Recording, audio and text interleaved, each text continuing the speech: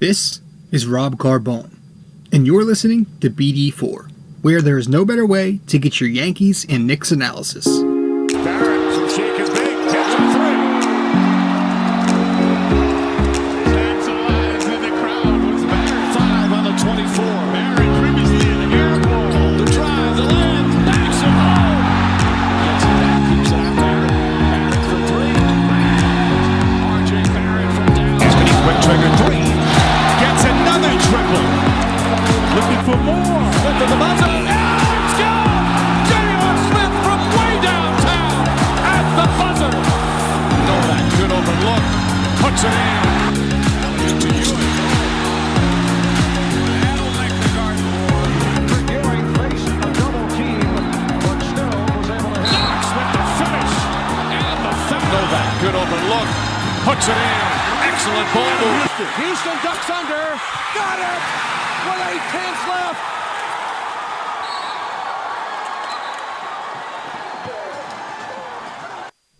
What is going on, guys? This is Rob Carbone coming at you with another episode of BD4, where there's no better way to get your Yankees and Knicks analysis. Hope everybody's doing well. Hope everybody's staying safe. Hope you're all doing well for as well as you can be doing with all this going on. We're at least getting something in the sports world. I think on Sunday we're getting a horse competition, from the NBA. Some participants will be, former NBA players, current NBA players, and some WNBA players as well. So I guess I'll tune into that. I've been tuning into a lot of the NBA 2K tournaments that have been showing on NBA on ESPN lately. I've been following that. I'm trying to get as much as I can to get my sports fix.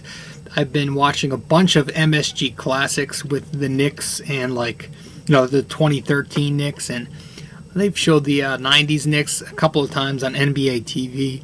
So I'm trying my best, guys, to stay sane over here and deal with this mess during COVID-19.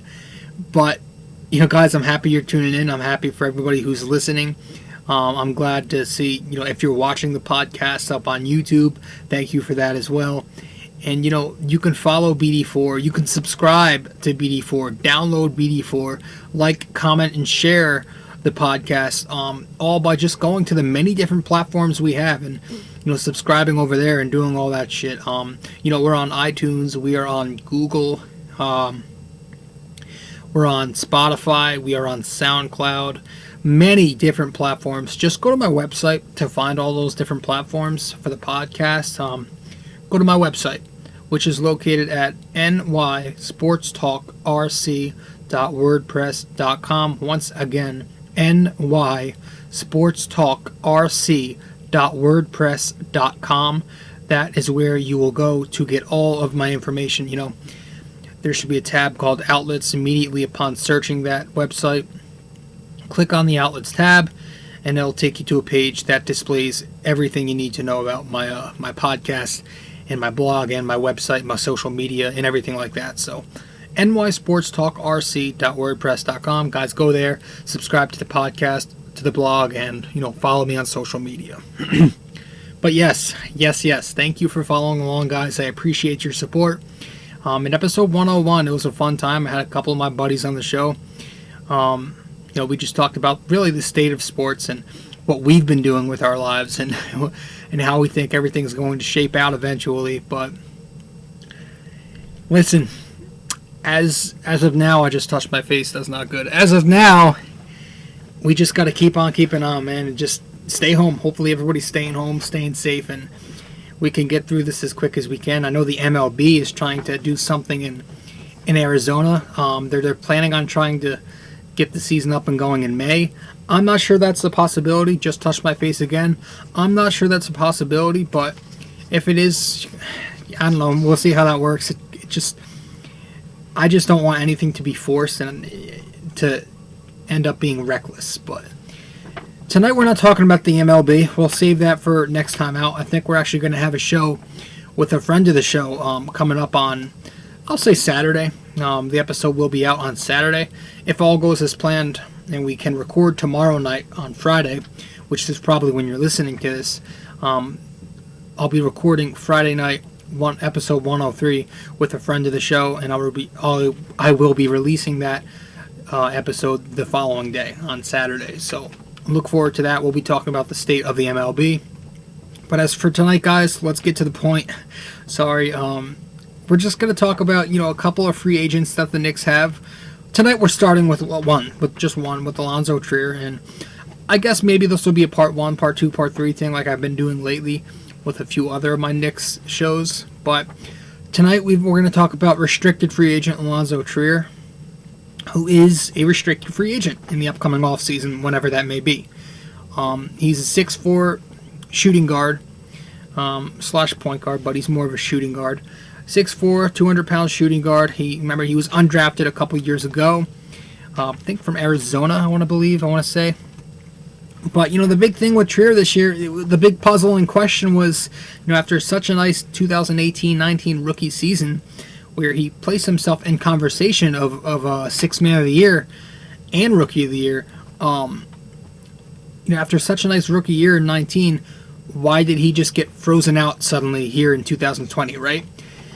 That was the big question, because his rookie year, Trier averaged 11 points on a very efficient 45-39-80 across 64 games with 23 minutes per night. He racked up 0 DNP CDs in his rookie season. But that wasn't the case this past season, guys. Obviously, something happened where the Knicks just excluded him, limited him to 24 games, only 12 minutes per night, and most of those minutes came in garbage time, right? And he picked up 32 DNP CDs. For those of you who do not know what that is, a did not play coach's decision. That's what a DNP CD is. 32 of those. So from 0 to 32, I don't know what happened.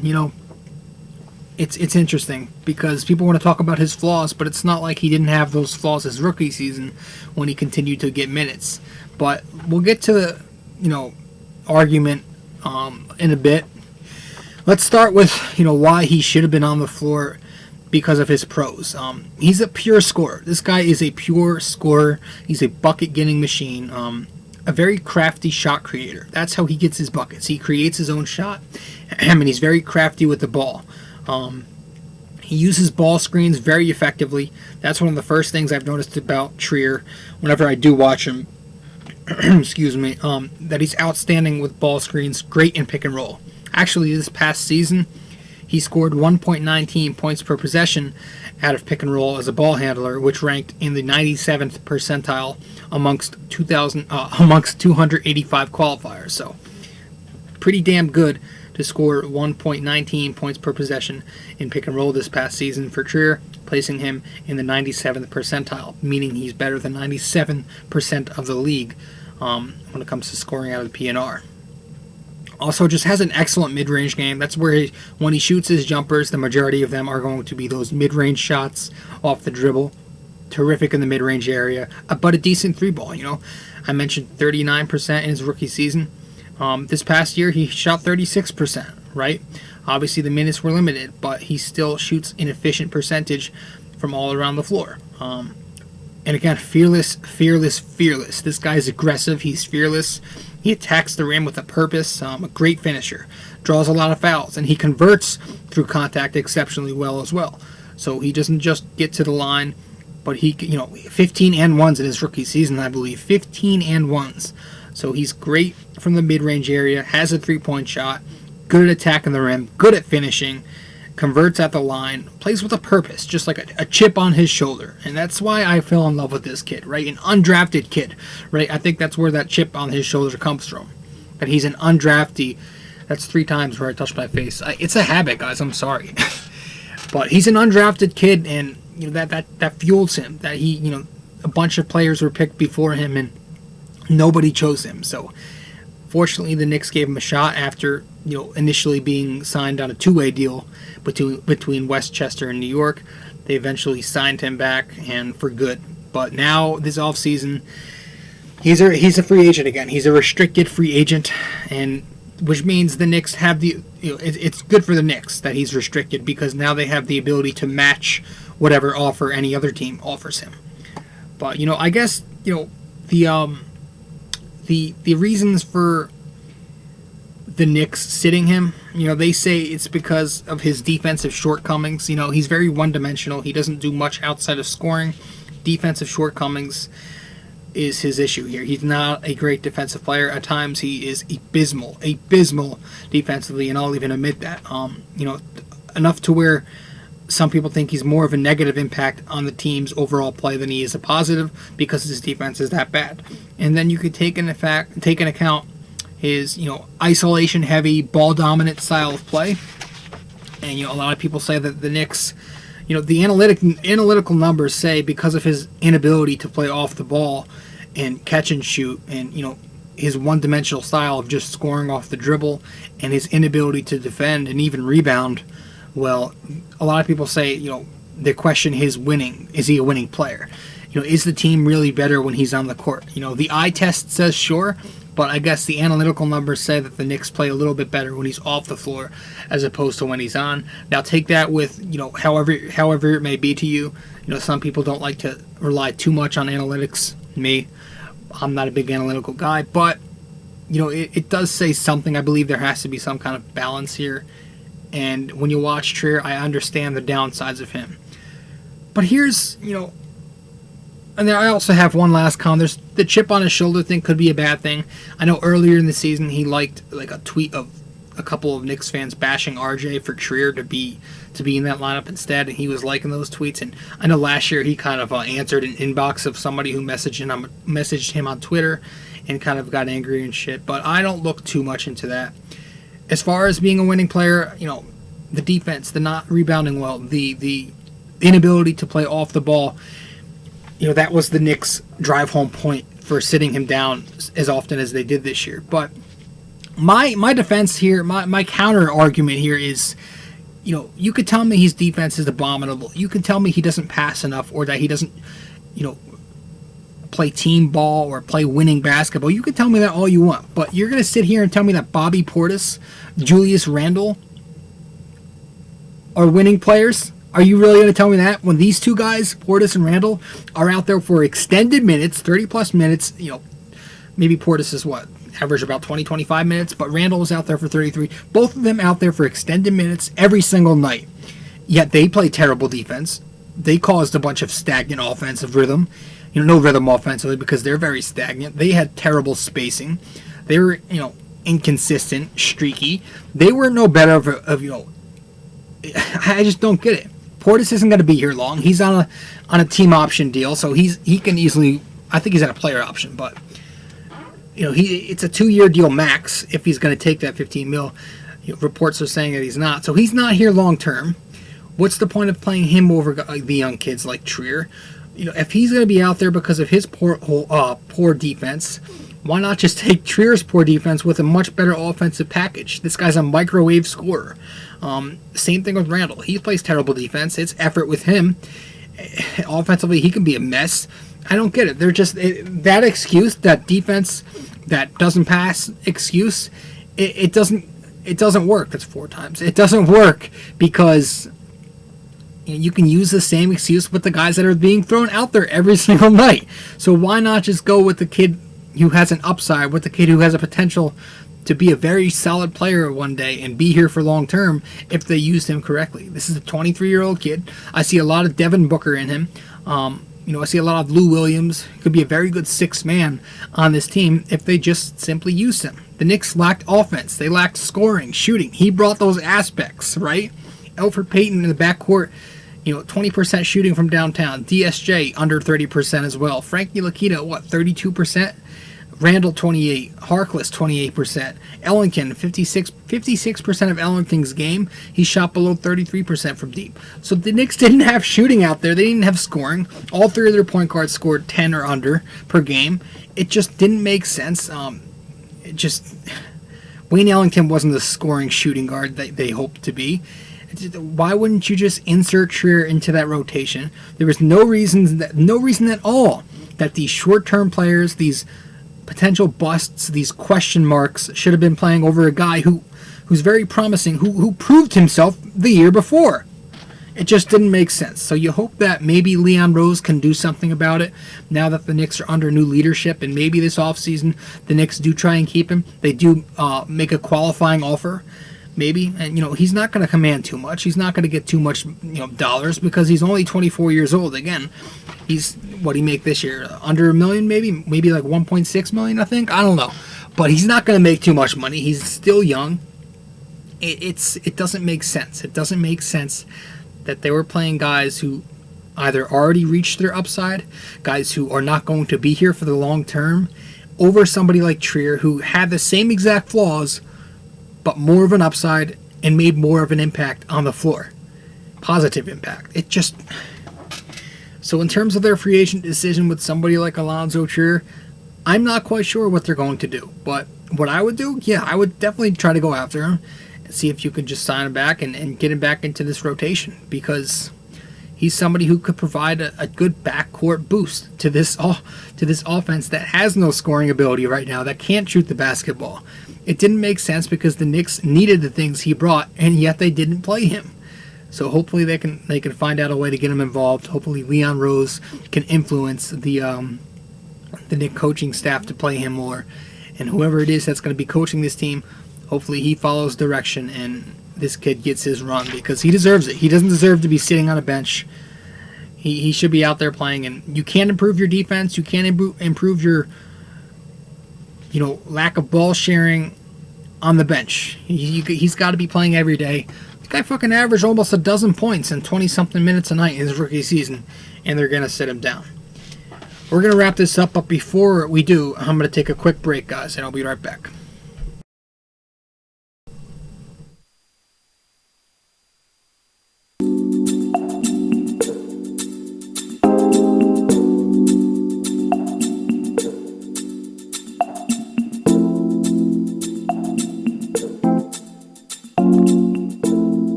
Hey guys, Rob Carbone here. Really quick, I just want to talk to you about Anchor.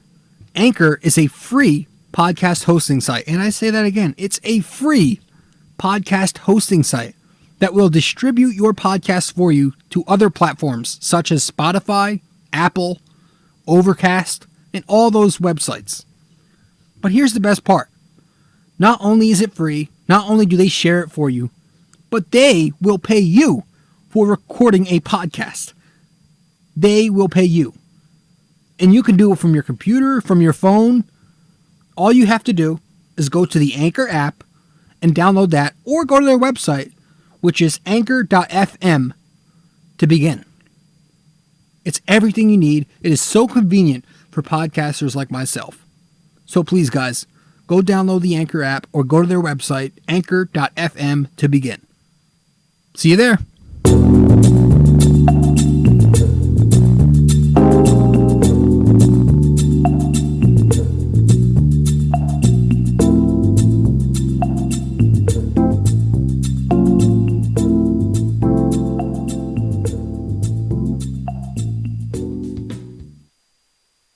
So, it just, again, my hope is that they can continue to, or not continue to, that they can eventually start making sense and start being competent up there with their decision making, whether that be in the front office or whether that's, from the coaching staff directly. It just, we need to start making more sense there, and, got to prioritize the youth and not the veterans, or not the short-term players who aren't going to be part of this team's long-term plans. So tonight was Allonzo Trier. If we continue to do this little series, I guess it'll be Damian Dotson next, who's another restricted free agent. So we'll see what happens. I don't know if I'm going to keep doing these. I'm kind of getting tired of talking Knicks. I might need to take a break, but I've been writing a bunch of articles lately, so I'll keep throwing them out there about the Knicks. But as for tonight, that's going to wrap it up. Guys, I appreciate you stopping by, but episode 103 will be out within the next couple of days. I'm going to have I'm probably, if things go as planned, have to keep in touch with the guy, but I'm probably going to have a guest on episode 103, and we'll talk about the Yankees and the state of the MLB and all that shit. But guys, as for tonight, yes, once again, this is your host, Rob Carbone of BD4. BD4, where there is no better way to get your Yankees or Knicks analysis. That's going to do it, guys. Episode 102 of BD4, Knicks free agent decisions. Allonzo Trier was the guy of the night tonight. If you haven't subscribed, guys, be sure to subscribe to BD4 on Apple, Google, SoundCloud, Spotify, YouTube, and plenty more. Just go to my website, nysportstalkrc.wordpress.com, to find all that information. Follow my social media there, my podcast, and everything you need to know is right on that page. Go to my website, click on the Outlets tab, and it'll take you right there. Guys, thanks so much for following along. Thank you for tuning in, and I hope you have a good rest of the weekend. This is your host, Rob Carbone, and I'm signing out. All right, ciao.